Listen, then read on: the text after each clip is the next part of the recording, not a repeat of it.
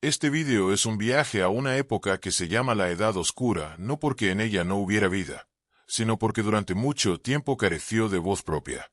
Comenzaremos con el mundo del Roma tardío y recorreremos su desintegración, la desaparición del orden habitual y el tiempo en que Europa vivió sin un centro común y sin certezas sobre el día de mañana. Hablaremos de cómo se vaciaban las ciudades y desaparecía la escritura.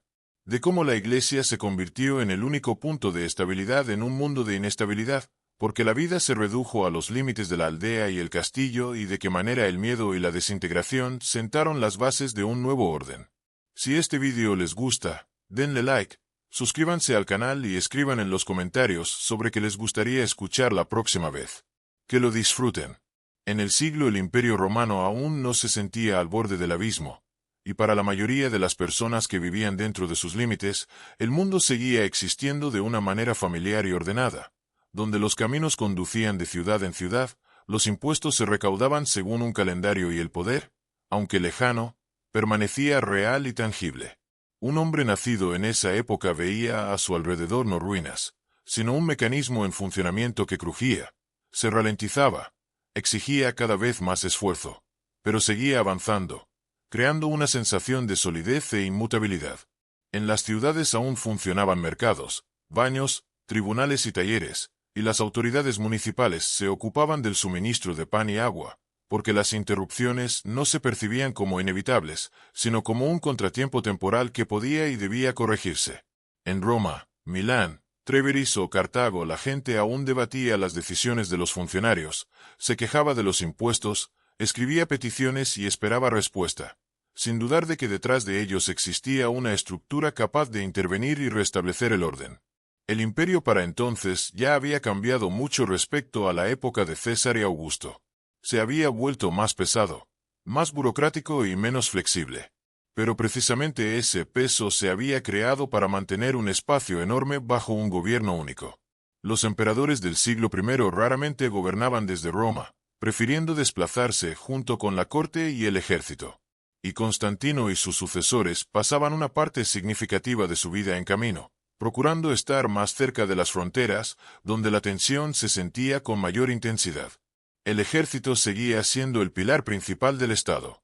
Los soldados recibían sus pagas, los oficiales hacían carrera, las fortificaciones se reparaban y las fronteras, aunque bajo presión, mantenían su forma. A lo largo del Rin y del Danubio había guarniciones que para los habitantes locales no eran un concepto abstracto, sino personas concretas que compraban pan, contrataban trabajadores y contraían matrimonio con mujeres de los asentamientos cercanos. Para campesinos y artesanos la presencia del ejército significaba protección y demanda de su trabajo, y no solo la amenaza de requisas. Los impuestos, que más tarde serían recordados como una carga insoportable, en el siglo se percibían como parte del orden habitual.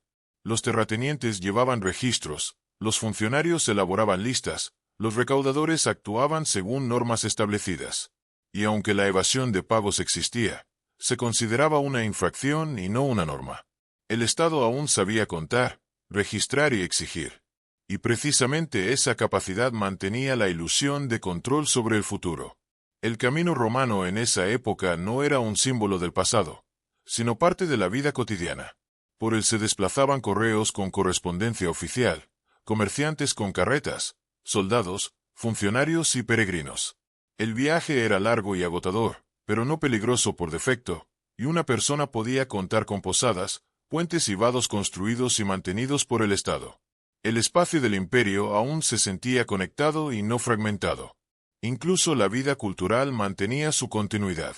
En las ciudades funcionaban escuelas donde se estudiaban el latín, la retórica y los fundamentos del derecho, y las personas instruidas seguían leyendo a Virgilio y Cicerón, sin sospechar que para las generaciones futuras esos textos se convertirían en rareza y tesoro. El cristianismo, que había obtenido estatus oficial, se integraba gradualmente en la estructura estatal, no destruyéndola, sino adaptándola a nuevas formas de fe y poder. Especialmente reveladora de esa época era la confianza en que las crisis eran superables.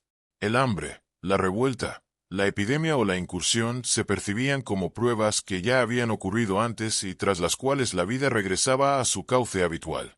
La gente recordaba los años difíciles, Pero el recuerdo de la recuperación siempre era más fuerte que el miedo a un colapso definitivo. Precisamente esa sensación de repetición salvaba al mundo tardorromano de tomar conciencia de su propio fin. Sin embargo, tras la aparente estabilidad, se ocultaban procesos que lentamente erosionaban los fundamentos del imperio. Cada vez más tierras pasaban a manos de grandes propietarios. Cada vez más personas buscaban protección no en el Estado, sino en patrones locales. Y cada vez más frecuentemente el poder se sentía como algo lejano y pesado, y no como algo cercano y protector. Estos cambios ocurrían sin quiebras bruscas, casi imperceptibles para los contemporáneos, y por eso no provocaban resistencia inmediata. El siglo I fue un tiempo en que el viejo mundo aún vivía, pero ya había dejado de renovarse. Continuaba existiendo por inercia, apoyándose en lo creado anteriormente, sin encontrar nuevas formas capaces de reemplazar la flexibilidad perdida. Para las personas que vivían entonces esto no era un ocaso, sino una realidad habitual en la que simplemente resultaba cada vez más difícil respirar, aunque la sensación misma del aire aún no había desaparecido. Precisamente desde este estado del mundo, que parece estable pero ya ha perdido la capacidad de recuperación, comienza la historia de las edades oscuras, porque la desintegración nunca llega de repente, sino que siempre crece a partir de un largo periodo de calma aparente. El siglo V comenzó para el Imperio Romano de Occidente no como una catástrofe repentina, sino como la continuación de ese agotamiento que se había ido acumulando durante décadas y se convertía gradualmente en la imposibilidad de gobernar un espacio enorme desde un solo centro. Los emperadores se sucedían unos a otros, daban órdenes, pero las decisiones tomadas en una ciudad a menudo ya no tenían efecto en otra, porque la propia idea del poder único comenzó a disolverse en la vida cotidiana. Cuando en el año 410 las tropas de Alarico entraron en Roma, para los contemporáneos fue una conmoción no tanto por las destrucciones como por el propio hecho. La ciudad que durante siglos se había percibido como el corazón del mundo resultó ser vulnerable. Las personas que se habían refugiado tras sus murallas vieron cómo se derrumbaba no solo la protección, sino también la representación de que existe un lugar donde el orden está garantizado por la propia existencia del Estado. San Jerónimo, que entonces vivía en Belén, escribió que con la caída de Roma el mundo entero parecía haber perdido su voz, porque había desaparecido el símbolo alrededor del cual giraba la memoria de las generaciones. El saqueo no significó la destrucción total de la ciudad, pero destruyó la certeza. Los senadores abandonaban sus hogares, las familias se marchaban a la provincia, y las riquezas que antes eran signo de estabilidad se convirtieron en causa de peligro.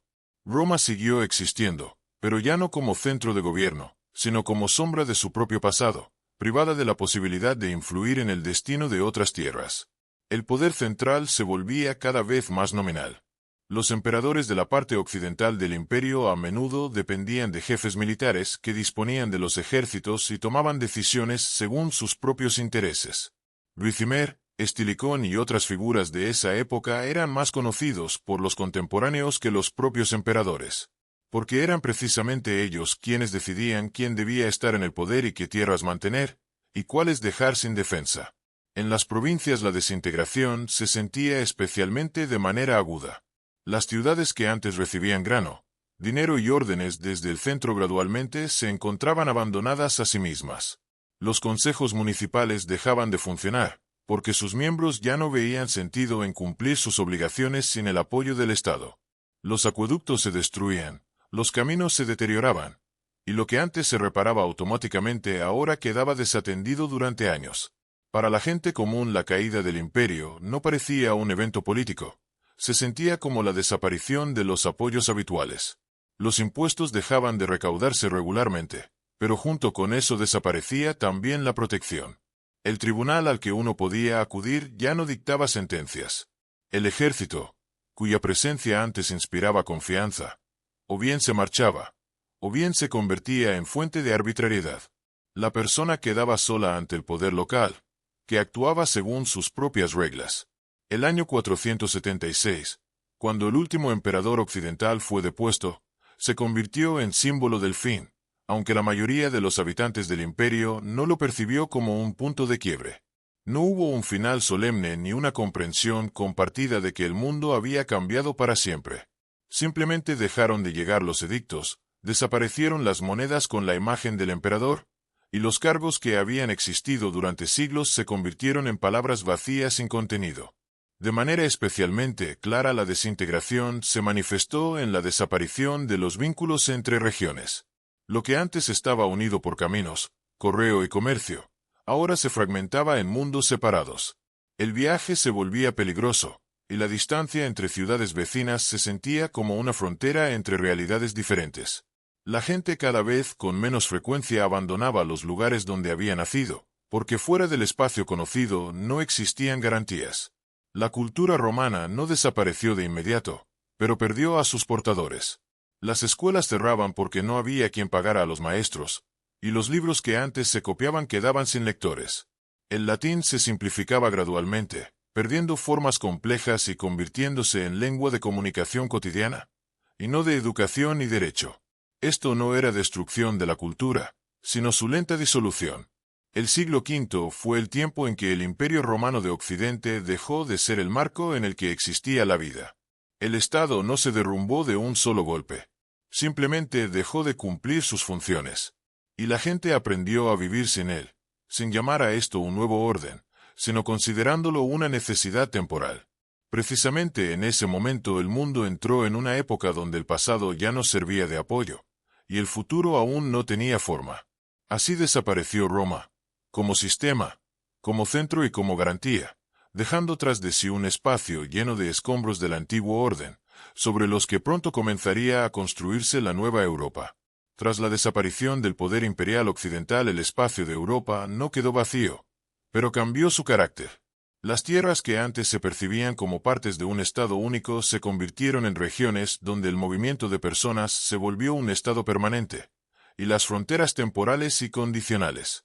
Los siglos V y V transcurrieron bajo el signo de las migraciones, que no parecían una ola única, sino que se componían de múltiples caminos separados y decisiones y destinos humanos.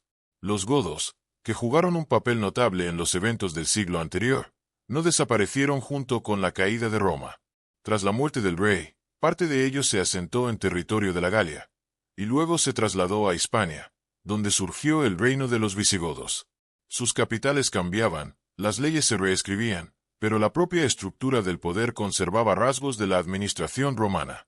Los reyes visigodos usaban el latín para los documentos oficiales y se apoyaban en la nobleza local, porque sin ella era imposible mantener las tierras. En Italia la situación se desarrolló de manera diferente. Tras una serie de conflictos militares, la península quedó bajo el poder de los ostrogodos, y el rey Teodorico se esforzaba por presentarse no como destructor, sino como heredero de la tradición romana. Mantenía el Senado, apoyaba las estructuras urbanas y permitía a los aristócratas romanos administrar los asuntos civiles.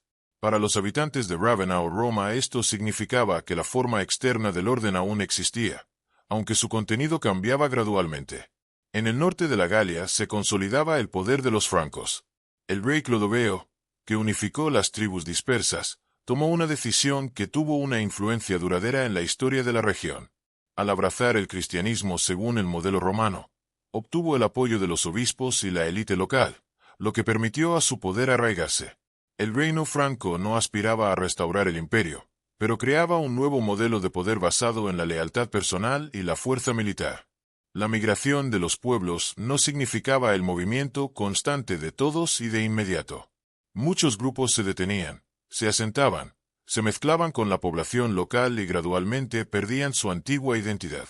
Los campesinos romanos seguían cultivando los campos, pero ahora pagaban tributo a los nuevos gobernantes.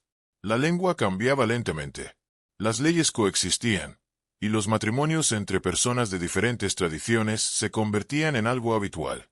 Los vándalos, cuyo nombre más tarde se convertiría en símbolo de destrucción, fundaron un reino en el norte de África. La conquista de Cartago les dio control sobre los suministros de grano y las rutas marítimas, lo que los convirtió en una fuerza seria en el Mediterráneo occidental. Para los habitantes de la región esto significó un cambio de poder, pero no la desaparición de la vida. Las ciudades continuaron existiendo, y el comercio se mantuvo, aunque en menor volumen. Los lombardos, que llegaron a Italia en el siglo VI, actuaron de manera diferente. Su asentamiento fue más disperso, y el poder se construía alrededor de jefes militares. Esto llevó a la fragmentación del territorio y al refuerzo de la autonomía local. Italia se convertía gradualmente en un mosaico de dominios, donde cada región vivía según sus propias reglas y se apoyaba en sus propias fuerzas. Es importante entender que la migración de los pueblos raramente era percibida por sus propios participantes como la destrucción del viejo mundo. Para ellos era la búsqueda de tierra, seguridad y posibilidad de sobrevivir. No llegaban a un vacío, sino a territorios poblados y se veían obligados a negociar, guerrear, concertar alianzas y adaptarse. El nuevo orden nacía de múltiples decisiones de este tipo, y no de un plan único. A mediados del siglo VI el mapa de Europa ya se diferenciaba notablemente del romano. En su lugar existían reinos que no aspiraban a la universalidad, pero poseían estabilidad. Sus fronteras eran móviles, el poder personal, y el recuerdo de Roma se conservaba más como imagen de grandeza pasada que como guía práctica para la acción. La migración de los pueblos no fue un episodio, sino un estado de transición en el que Europa aprendía a vivir sin un centro imperial. La gente se acostumbraba a que el poder se encontrara cerca y no a lo lejos, a que las leyes podían diferir de región en región y a que el pasado ya no determinaba la forma del futuro. Precisamente en este mundo, formado a partir del movimiento y el asentamiento, comenzaron a formarse los fundamentos de la Europa medieval. El siglo VI fue el tiempo en que las consecuencias de la desintegración penetraron definitivamente en la vida cotidiana, convirtiéndolas no en un evento del pasado, sino en un estado permanente del presente. Para las personas que vivían en esa época la desaparición del Imperio Romano ya no era un recuerdo, porque cada vez quedaban menos de quienes recordaban otro orden. El nuevo mundo no surgió de repente, pero el antiguo dejó de ser perceptible.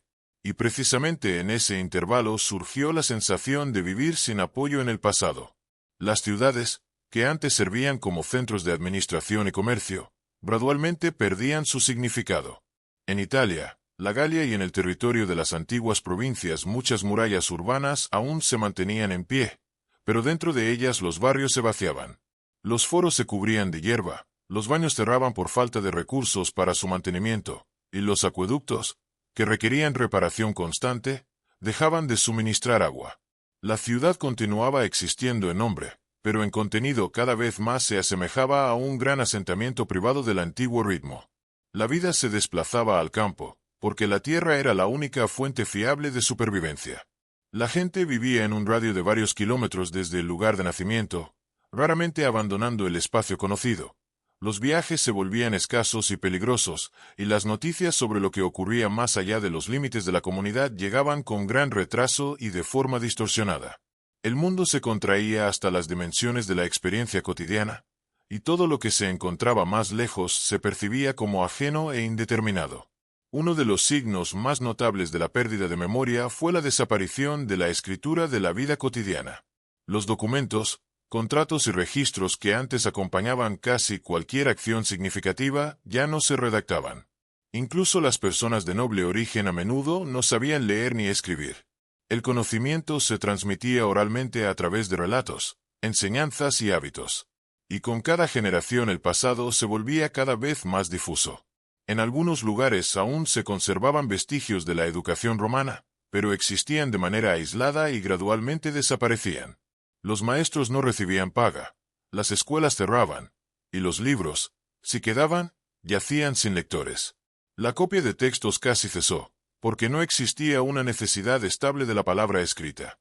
El latín se simplificaba, convirtiéndose en medio de comunicación y no en portador de cultura y ley. La memoria histórica se disolvía junto con las personas que podían sostenerla.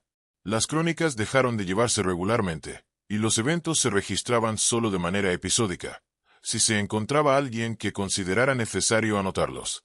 Como resultado, el siglo VI dejó tras de sí muy pocos testimonios, y precisamente por eso parece especialmente oscuro. La oscuridad aquí está vinculada no a la ausencia de vida, sino a la ausencia de registro sobre ella. La vida cotidiana estaba subordinada a la supervivencia. La mayor parte del tiempo la gente la pasaba trabajando la tierra, cuidando el ganado y reparando las viviendas. La cosecha determinaba el bienestar de la comunidad, y la mala cosecha conducía al hambre y las enfermedades. La medicina prácticamente estaba ausente, y muchas enfermedades se percibían como parte del orden natural y no como una desviación que podía corregirse. La mortalidad seguía siendo alta, especialmente entre los niños. La pérdida de varios miembros de la familia no se consideraba un evento excepcional, sino que se convertía en parte de la experiencia vital. Esto formaba una relación especial con el tiempo y el futuro. La gente vivía el presente, sin hacer planes a largo plazo, porque la propia posibilidad de realizarlos parecía dudosa. El derecho y la justicia, que antes existían como instituciones, ahora adoptaban formas locales. Las disputas se resolvían dentro de la comunidad o por voluntad del gobernante local. Las leyes escritas cedían el paso a las costumbres, que se transmitían de generación en generación. Esto hacía el orden más flexible, pero también más dependiente de la personalidad de quien detentaba el poder. Es importante señalar que la pérdida de memoria no significaba la desaparición total de la cultura. La gente seguía contando historias, cantando canciones, transmitiendo relatos sobre el pasado, aunque sea de forma distorsionada. Roma se convertía en leyenda, los emperadores en figuras casi míticas, cuyos nombres se conservaban sin comprender su papel. El pasado existía, pero ya no como conocimiento preciso, sino como sombra que acompañaba al presente. El siglo VI fue un tiempo de profundo silencio, en el que el mundo aprendía a vivir sin apoyo escrito y sin certeza sobre el día de mañana. Esto no era una pausa entre épocas, sino un periodo independiente que formó los hábitos, los miedos y los modos de supervivencia que definirían el aspecto de la Alta Edad Media durante largos siglos venideros. Cuando el poder soviético en Occidente perdió la capacidad de gobernar el espacio y mantener vínculos estables, en la vida de las personas se fue destacando gradualmente una estructura que no desapareció junto con el imperio y no dependía del cambio de gobernantes. Esta estructura era la Iglesia cristiana no como fe abstracta, sino como red de personas concretas, edificios, reglas y hábitos que continuaban funcionando incluso cuando todo lo demás se desmoronaba. En el siglo VI el obispo era con frecuencia el único hombre en la ciudad cuyo poder se percibía como legítimo y duradero. En Roma, Tours o León, eran precisamente los obispos quienes distribuían la ayuda, negociaban con los jefes militares y actuaban como intermediarios entre la población y el nuevo poder. No se llamaban a sí mismos gobernantes, pero cumplían funciones que antes pertenecían al Estado. A ellos acudían en busca de protección, consejo y resolución de disputas. Un ejemplo característico fue el Papa Gregorio, llamado más tarde el Grande. A finales del siglo se encontró al frente de Roma en un momento en que la ciudad sufría inundaciones, hambre y amenaza constante de invasiones. La administración imperial prácticamente estaba ausente, y fue precisamente la Iglesia la que asumió el cuidado del suministro, la distribución de alimentos y el mantenimiento del orden. Para los habitantes de Roma esto no era teología, sino ayuda concreta de la que dependía la vida. Los monasterios se convirtieron en otra forma de estabilidad. Surgían lejos de las ciudades, en tierras que antes se consideraban poco aptas para la vida. Los monjes despejaban campos, construían dependencias y creaban comunidades con un orden claro. Los estatutos, como la regla de Benito, marcaban el ritmo de vida en el que el trabajo, la oración y la enseñanza se unían en un todo. Este ritmo resultó ser extraordinariamente duradero. En un mundo donde habían desaparecido las escuelas, eran precisamente los monasterios los que conservaban la habilidad de leer y escribir. Aquí se copiaban libros, aunque en cantidad limitada, pero precisamente gracias a este proceso los textos de los autores antiguos, así como los escritos cristianos, no desaparecieron definitivamente. El monje sentado en el escritorio trazando letras sobre pergamino raramente era consciente del significado histórico de su trabajo. Sin embargo, precisamente esas personas mantenían el hilo de la memoria. La Iglesia también se convirtió en el espacio donde se conservaba el sentido del tiempo. El calendario litúrgico con sus festividades y ayunos creaba un ritmo repetitivo del año. En un mundo donde habían desaparecido las fechas estatales y los eventos oficiales, era precisamente el calendario eclesiástico el que creaba la sensación de orden y previsibilidad. La gente sabía cuándo llegaría la festividad, cuándo habría ayuno, y ese conocimiento creaba un apoyo en la realidad incierta. Un papel especial desempeñaba la actividad misionera. En los siglos V y VII el cristianismo continuaba extendiéndose entre los pueblos que aún recientemente se encontraban fuera del mundo romano. Los misioneros no solo predicaban la fe, sino que también traían consigo elementos de la cultura escrita, nuevas formas de organización y vínculos con un mundo más amplio. El bautismo de un gobernante o de la nobleza tribal a menudo significaba la inclusión de la región en una red de relaciones que iba más allá de la comunidad local. Es importante señalar que la Iglesia no era un organismo único y perfectamente ordenado. En su interior existían conflictos, disputas y desacuerdos. Sin embargo, incluso en esas condiciones conservaba una forma comprensible y reconocible en diferentes regiones. Una persona que llegaba a un lugar desconocido podía no conocer las costumbres locales, pero entendía cómo estaba organizada la vida eclesiástica. Y eso le daba la sensación de conexión con un mundo más amplio.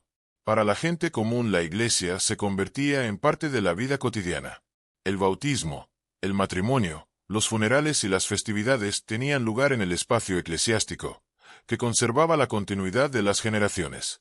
A través de estos ritos la persona se sentía parte de la comunidad, aunque la estructura política a su alrededor cambiara constantemente. La fe aquí no era una enseñanza abstracta, sino una manera de ordenar la vida. Los siglos V y VII mostraron que en condiciones de desintegración fue precisamente la Iglesia la que pudo conservar el mínimo de estructura necesario para la supervivencia de la sociedad. No restauró el imperio y no lo pretendió, pero creó islas de orden, entre las cuales gradualmente surgían nuevos vínculos. Estas islas se convertirán en la base del mundo que se formará más tarde, cuando Europa comience a salir de la oscuridad.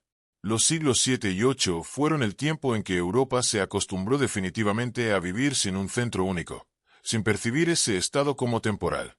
El poder imperial ya no se esperaba ni se requería, y la propia idea de un orden común perdió su sentido práctico. El mundo se fragmentó en múltiples espacios locales, cada uno de los cuales existía según sus propias reglas y ritmos, sin mirar casi en absoluto lo que ocurría más allá del horizonte más próximo. Para el hombre de esa época los límites del mundo pasaban donde terminaban los caminos conocidos. Unas pocas aldeas, un monasterio, un asentamiento fortificado o una pequeña ciudad formaban un universo cerrado, dentro de cuyos límites nacían, vivían y morían las generaciones. Todo lo que se encontraba más lejos se percibía como indeterminado y potencialmente peligroso. El viaje se convertía en un evento que requería una razón seria, y no en parte de la vida. El poder en esas condiciones tenía carácter local. Pertenecía a quienes podían asegurar la protección y distribuir los recursos. Podían ser jefes militares, terratenientes o gobernantes de pequeñas regiones, cuya fuerza se basaba en la lealtad personal y la capacidad de actuar aquí y ahora. Las leyes existían en forma de costumbres, y la justicia dependía de la persona concreta que tomaba las decisiones. Un ejemplo característico fue la vida en la Galia altomedieval, donde el poder de los reyes francos se sentía débilmente más allá de su entorno inmediato. Para la mayoría de las personas el rey seguía siendo una figura lejana, cuyo nombre podían conocer, pero raramente relacionaban con su propio destino. El poder real estaba en manos de los representantes locales, y era precisamente con ellos con quienes había que negociar, buscar protección o entrar en conflicto. El comercio en ese periodo no desapareció completamente, pero se volvió escaso y fragmentario. El intercambio ocurría dentro de las regiones, y los vínculos lejanos se mantenían de manera episódica. La moneda se usaba cada vez menos, cediendo el paso al trueque. Adquirían valor los productos, el ganado, la tierra y la mano de obra. La economía se volvía cerrada, orientada hacia la autosuficiencia y no hacia el crecimiento. Especialmente notable era el cierre en la vida cotidiana. La gente raramente abandonaba sus lugares de residencia, porque fuera del espacio conocido no existían garantías de seguridad.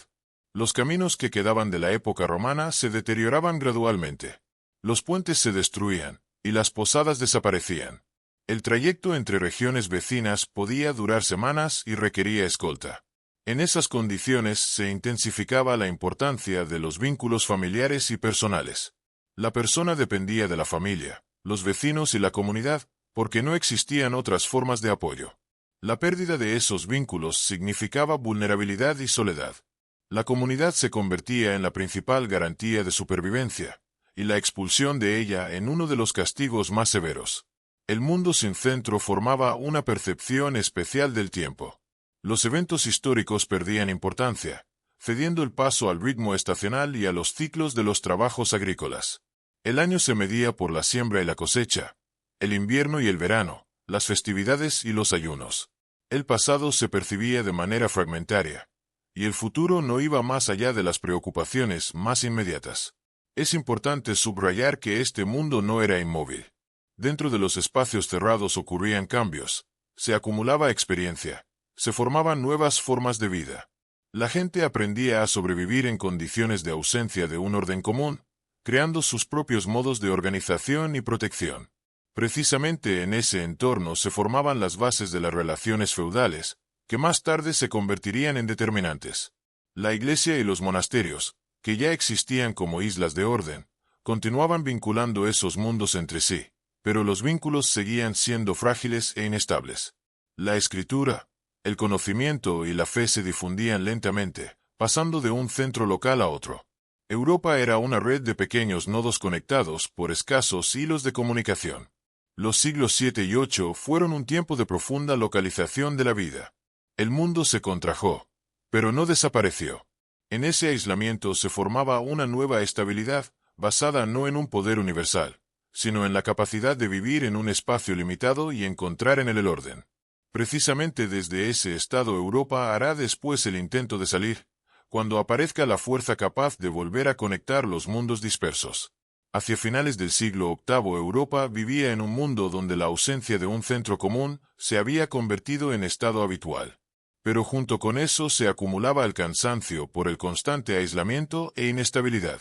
Sobre ese trasfondo el ascenso del rey Franco Carlos no fue un episodio casual, sino una respuesta a la necesidad de orden que hacía mucho tiempo no tenía nombre ni forma. Su poder no nacía de la idea de restaurar Roma, sino de la necesidad práctica de gobernar un espacio donde los mundos locales necesitaban vínculos. Carlos heredó un reino que ya poseía una fuerza considerable, pero fue precisamente bajo él cuando el poder franco adquirió una escala diferente.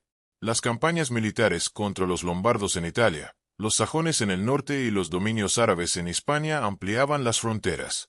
Sin embargo, lo más importante era que esas tierras se integraban en un sistema único de subordinación. Los vencidos no solo pagaban tributo, sus territorios se reestructuraban bajo un nuevo modelo de administración, donde el poder real estaba presente de manera constante y no episódica. Especialmente reveladora fue la larga guerra contra los sajones, que se prolongó durante décadas. No fue un conflicto único, sino la subyugación sistemática de una región que vivía según sus propias costumbres y resistía el control externo. Carlos actuó con dureza, combinando la fuerza militar con la conversión forzada al cristianismo, porque para él la fe y el poder eran inseparables. La subyugación de los sajones se convirtió en un ejemplo de cómo se formaba el imperio a través de la inclusión sistemática de nuevas tierras. Gobernar un territorio tan extenso exigía nuevas soluciones. Carlos no podía apoyarse en las viejas instituciones romanas, pero tomó prestada su lógica. Dividió el imperio en condados, al frente de los cuales estaban los condes, responsables de la justicia, la recaudación de recursos y el mantenimiento del orden. Estas personas representaban el poder real en los territorios, y su presencia lo hacía perceptible para la población que hacía mucho se había acostumbrado a vivir sin un centro lejano. Un elemento importante de la administración fueron los missi dominici, que recorrían las regiones, verificaban la actividad de las autoridades locales y resolvían quejas. Su aparición se percibía como recordatorio de la existencia de un poder único, capaz de intervenir y restablecer la justicia. Para la gente esto era una experiencia nueva, porque el poder volvía a dejar de ser exclusivamente local. Carlos prestaba gran atención a la educación y a la escritura no por amor al saber en sí, sino por comprensión de la necesidad práctica. Para gobernar se necesitaban personas capaces de leer, escribir y calcular. En la corte y en los monasterios se abrían escuelas donde se enseñaba latín y nociones básicas de lectura y escritura. Este movimiento más tarde recibiría el nombre de Renacimiento carolingio, pero para los contemporáneos significaba el retorno de habilidades sin las cuales era imposible gobernar el imperio. Especial importancia tuvo la coronación de Carlos en Roma, cuando fue proclamado emperador. Este acto no restauró el imperio romano en su forma anterior, pero creó una sensación de continuidad y legitimidad. Para Europa occidental, la aparición de un emperador significaba que por encima de los reyes y los gobernantes locales existía de nuevo un poder supremo, aunque de naturaleza diferente. Bajo Carlos el imperio no era una abstracción. Se manifestaba en los caminos por los que se desplazaban los emisarios, en los capitulares que establecían normas y en la organización eclesiástica que sostenía un espacio común de fe. La gente podía por primera vez en muchas generaciones sentir que pertenecía a un mundo que iba más allá de su entorno inmediato. Sin embargo, la estabilidad de ese sistema dependía casi completamente de la personalidad del gobernante. Carlos mantenía el imperio en movimiento, participando personalmente en la administración, tomando decisiones y resolviendo conflictos. Su presencia compensaba la debilidad de las instituciones que aún no habían tenido tiempo de arraigarse. El imperio existía mientras existía la persona capaz de mantener unidas sus partes. El final del reinado de Carlos fue el momento en que quedó claro cuán frágil era ese orden. A pesar del poder externo y la magnitud, el imperio no había tenido tiempo de convertirse en una estructura estable, independiente de la personalidad del gobernante. Sin embargo, ese breve amanecer mostró que Europa era capaz de salir de los mundos cerrados e intentar nuevamente vivir en un espacio mayor. El imperio de Carlomagno no fue el final de las edades oscuras, sino un importante intento de superar sus consecuencias. Dejó tras de sí el recuerdo de un orden posible y la experiencia de gobernar, que no desapareció junto con su desintegración, sino que regresaría en nuevas formas en los siglos siguientes. Tras la muerte de Carlomagno, el orden que él había creado no desapareció de inmediato, pero comenzó a perder lentamente su apoyo. El imperio existía gracias a la presencia personal del gobernante, su autoridad y el movimiento constante del poder por el espacio. Cuando ese centro desapareció, resultó que el vínculo entre las tierras se sostenía de manera más frágil de lo que les parecía a los contemporáneos. El siglo comenzó con intentos de preservar la unidad, pero estos cada vez más cedían a la realidad de la fragmentación. Los herederos de Carlos se repartían las tierras apoyándose en la tradición de la herencia y no en la idea de un poder indivisible. El Tratado de Verdún consolidó esa división, convirtiendo el imperio en varios reinos independientes. Para la gente común esto no significó el cambio del nombre del Estado, sino la desaparición de un orden único. El poder volvía a hacerse lejano e impredecible, y las decisiones se tomaban cada vez más de manera local. En el contexto del debilitamiento interno de Europa se intensificó la presión externa. Los vikingos, originarios de las tierras del norte, comenzaron a aparecer regularmente en las costas y a lo largo de los ríos. Sus barcos remontaban el Sena y el Rin, alcanzando ciudades que antes se consideraban protegidas. El saqueo de París se convirtió en un evento que mostró que incluso los centros fortificados no podían sentirse seguros. Para los habitantes de las regiones costeras, las incursiones se convirtieron en parte de la vida. Los asentamientos se construían pensando en una posible huida, y los monasterios se reforzaban con muros.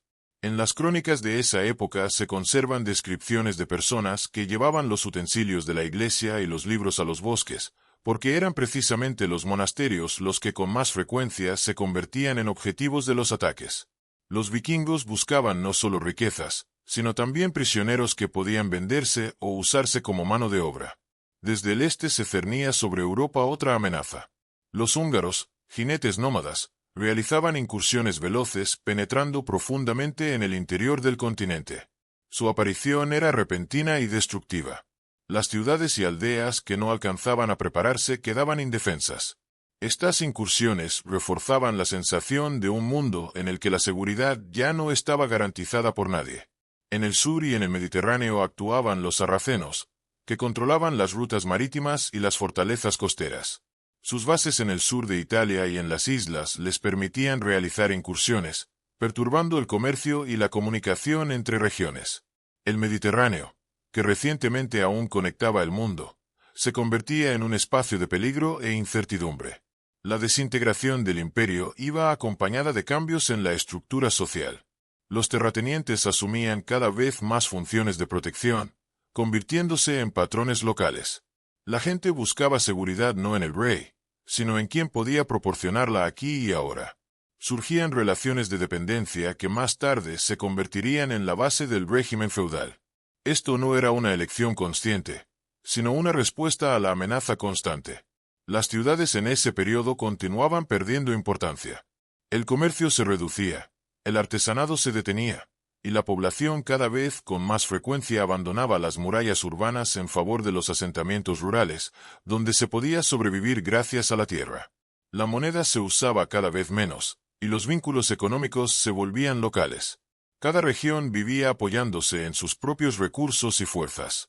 Las crónicas de los siglos IX y X están llenas de relatos de miedo y espera de la desgracia. La gente percibía las incursiones como pruebas enviadas desde lo alto, y buscaba explicación a lo que ocurría en imágenes religiosas. Las oraciones por protección contra los hombres del norte y los jinetes se convirtieron en parte de la vida eclesiástica, y la propia inestabilidad se percibía como el estado natural del mundo. Es importante señalar que ese derrumbe no significaba la destrucción total. Dentro del caos se formaban nuevas formas de protección. Los castillos comenzaban a desempeñar un papel cada vez más importante, convirtiéndose en centros de poder y refugios para la población circundante. Estas fortificaciones cambiaban el paisaje de Europa, haciéndolo fragmentado y protegido al mismo tiempo. Los siglos IX y X fueron el tiempo en que Europa volvió a sumergirse en un estado de inestabilidad, pero de naturaleza diferente. No era la oscuridad de la pérdida de memoria, sino la oscuridad de la amenaza constante. La gente vivía en un mundo donde el orden podía desaparecer en cualquier momento. Y precisamente esa sensación formó el hábito de apoyarse en la fuerza local y los vínculos directos. Las incursiones fueron debilitándose gradualmente, pero su memoria permanecía. Enseñaba cautela, desconfianza hacia el poder lejano y la necesidad de la propia defensa. Esa experiencia se convertirá en parte de la base del nuevo mundo, que comenzará a formarse más tarde, cuando el miedo ceda el paso a la recuperación. El final del siglo X no trajo a Europa un alivio repentino, pero fue precisamente en ese tiempo cuando se hizo notable que el mundo había dejado de contraerse. El peligro no desapareció, el miedo no se fue definitivamente, pero el hábito de vivir en constante espera de catástrofe comenzó a debilitarse. La gente aún recordaba los años de incursiones y desintegración. Sin embargo, ahora en la vida cotidiana aparecía algo nuevo. Una cautelosa confianza en el día de mañana. Las incursiones que durante décadas habían determinado el ritmo de vida gradualmente iban cesando.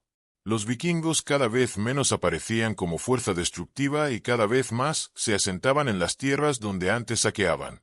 En Normandía los descendientes de los hombres del norte se convertían en terratenientes, contraían matrimonios, adoptaban las costumbres locales y se convertían en parte del nuevo orden. Los húngaros, tras las derrotas y los cambios internos, también pasaban a la vida sedentaria, integrándose en el mundo cristiano. Ese debilitamiento de la amenaza externa cambió el comportamiento de la gente. Las aldeas dejaban de ocultarse en los bosques, los campos volvían a cultivarse sin el constante temor a un ataque repentino, y los caminos, aunque lentamente, regresaban a la vida. El viaje seguía siendo arriesgado, sin embargo dejaba de ser un evento excepcional. Los vínculos entre regiones se volvían más sólidos. Especialmente importante como señal de cambio fue el renacimiento del comercio. Los mercados, primero locales y luego más grandes, volvieron a reunir a la gente. El intercambio de mercancías se ampliaba, y con él regresaba la necesidad de dinero, medidas, contratos y confianza. Allí donde aparecía un mercado surgía la necesidad de orden, y con ella un poder capaz de mantener ese orden. Las ciudades, que durante mucho tiempo habían existido solo de nombre, comenzaban a llenarse de vida. Los artesanos se instalaban alrededor de las fortificaciones y monasterios, formando nuevos barrios. Esos asentamientos aún no se parecían a las ciudades antiguas, pero se convertían en centros de atracción donde la gente podía intercambiar, aprender y encontrar protección. La ciudad regresaba como forma de vida y no como recuerdo del pasado. Cambiaba también la relación con la tierra. Los vínculos feudales, surgidos en la época de inestabilidad, adquirían ahora un carácter más estable. Las obligaciones y los derechos se fijaban por costumbres y luego también por documentos escritos. El poder se volvía más predecible, porque ya no tenía que responder exclusivamente a la amenaza. Aparecía espacio para gobernar y no solo para proteger. La Iglesia, que había desempeñado un papel clave en la conservación del orden durante las Edades Oscuras, se convertía ahora en el eslabón que conectaba las regiones que resurgían.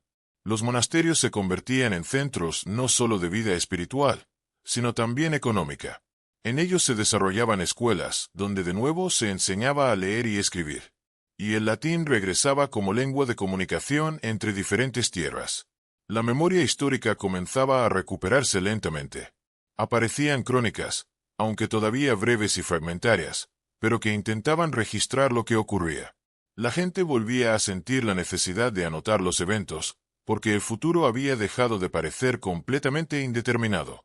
La escritura regresaba como instrumento para retener el tiempo. Es importante señalar que esa salida de la oscuridad no fue uniforme. Unas regiones se levantaban más rápido, otras permanecían en estado de pobreza y aislamiento. Sin embargo, la dirección general se había vuelto diferente. Europa ya no se desintegraba, sino que gradualmente se reunía no en un estado único, sino en una red de mundos interconectados.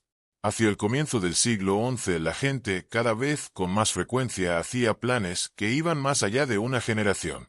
Los castillos dejaban de ser solo refugios y se convertían en centros de administración. Las ciudades se reforzaban y se expandían. Las rutas comerciales conectaban los mares y las tierras interiores. El mundo comenzaba a respirar más hondo y de manera más uniforme. Las Edades Oscuras no desaparecieron de la memoria de inmediato. Su experiencia continuaba influyendo en el comportamiento, los miedos y las representaciones sobre el poder. La desconfianza hacia el centro lejano, el valor de los vínculos locales y la aspiración a la protección seguían siendo parte de la cultura.